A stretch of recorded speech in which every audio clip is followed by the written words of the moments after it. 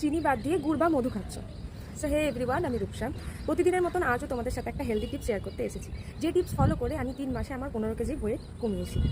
তো অনেকেই ভাবে যে চিনি খারাপ, সেক্ষেত্রে গুড় বা মধু খেলে সমস্যা নেই, কিন্তু আসল সত্যিটা হলো চিনি একদমই এমটি ক্যালোরিজ, শুধু ওয়েট বাড়ায়। সেক্ষেত্রে গুড় ভালো, কিন্তু গুড়ে কিছু মিনারেলস আছে, কিন্তু যদি অতিরিক্ত খাই সেক্ষেত্রেও আমাদের ওয়েটটা বাড়বে। আর সবচেয়ে ভালো অপশন হচ্ছে মধু। এর মধ্যে অ্যান্টিঅক্সিডেন্ট থাকে। কিন্তু যদি তুমি ওয়েট লস করতে চাইছো সেক্ষেত্রে তোমাকে লিমিটে খেতে হবে, কারণ বাইরে এখন মার্কেটে কোথাও আমরা পিওর হানি পাই না, সবেতেই ভেজাল মেশানো থাকে। তাই যদি স্মার্ট চয়েস করতে চাও তাহলে হানি অলওয়েজ বেস্ট, কিন্তু তোমাকে লিমিটেড খেতে হবে। সেটা তোমাকে বুঝতে হবে যে কতটা তোমার খাওয়া উচিত। মানে তুমি যেটাই খাও না কেন সেটাতেই তোমার ওয়েট গেইন হবে। তুমি যদি ওয়েট লস করতে চাও তাহলে 3টেই কমাতে হবে। আর চিনি তো একদমই বাড়ো।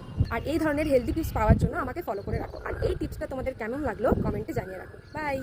চিনি বাদ দিয়ে গুড় বা মধু খাচ্ছ। সো হে এভরিওয়ান, আমি রূপসা। প্রতিদিনের মতন আজও তোমাদের সাথে একটা হেলদি টিপস শেয়ার করতে এসেছি, যে টিপস ফলো করে আমি 3 মাসে আমার 15 কেজি ওয়েট কমিয়েছি।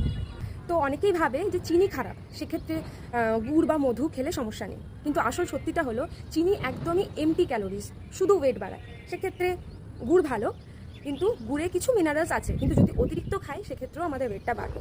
আর সবচেয়ে ভালো অপশন হচ্ছে মধু। এর মধ্যে অ্যান্টিঅক্সিডেন্ট থাকে। কিন্তু যদি তুমি ওয়েট লস করতে চাইছো সেক্ষেত্রে তোমাকে লিমিটে খেতে হবে, কারণ বাইরে এখন মার্কেটে কোথাও আমরা পিওর হানি পাই না, সবেতেই ভেজাল মেশানো থাকে।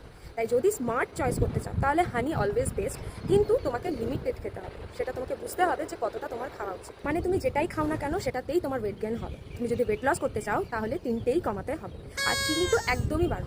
আর এই ধরনের হেলদি টিপস পাওয়ার জন্য আমাকে ফলো করে রাখো। আর এই টিপসটা তোমাদের কেমন লাগলো কমেন্টে জানিয়ে রাখো। বাই।